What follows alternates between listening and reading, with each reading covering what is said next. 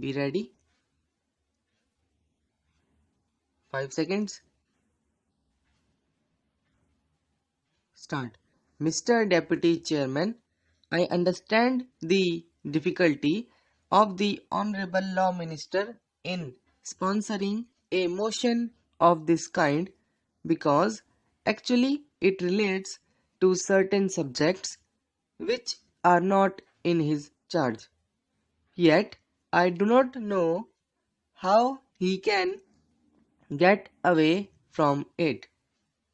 That is my difficulty because after all he has come here with an amending bill and he has asked us to invest the government with certain powers which according to the High Court of Kolkata the government does not possess, namely the power of the government to act as the buyer and compel the seller to sell to the government under the provisions of this measure.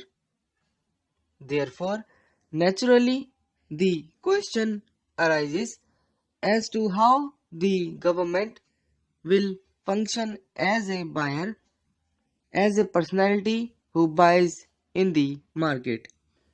The behavior of the government as a buyer in the food market is in question today, and that is a subject matter of discussion.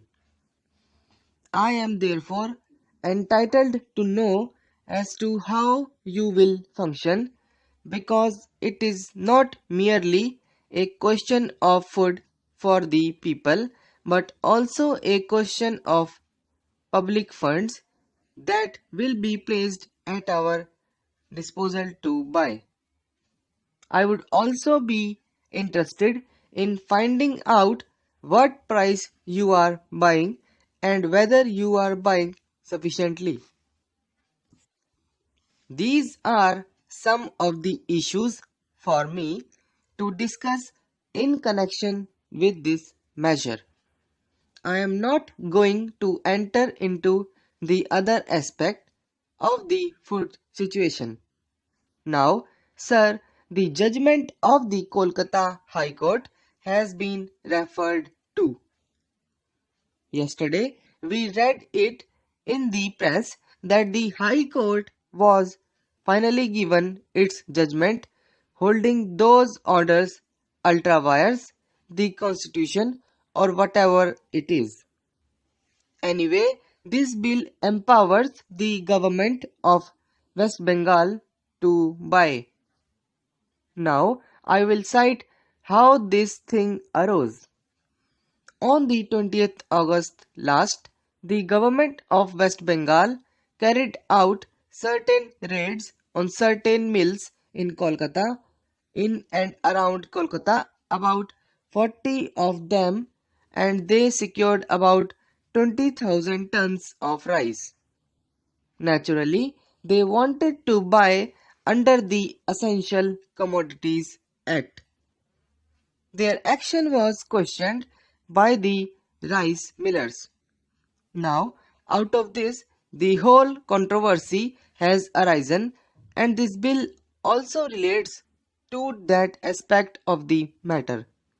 Now, the position seems to be like this.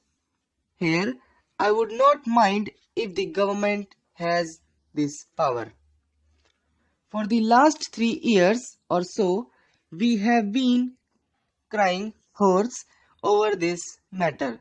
But our wise leaders of the government did not think it necessary until they had a crisis developing of such dimension that they could not escape buying. Not only that, they had to carry out certain raids in the Kolkata godowns. There again, they proceeded in a very halting manner. Everyone knows that in Kolkata, hoards are much larger, much greater than those found by the raids of the 20th August. My charge against the West Bengal government, and for that matter against the government of India, is that we passed the measure in all good faith when the bill was brought here last time, but the government failed to discharge its responsibility towards the people, and they have failed to find food for the people. It was only when the picture of famine became very grim because their eyes, it was only when men and women from the countryside of West Bengal dragged out their hearts and homes towards the city for a morsel of food, to pick up from the dustbins some grains of food. Only then did the government realize that something had gone wrong.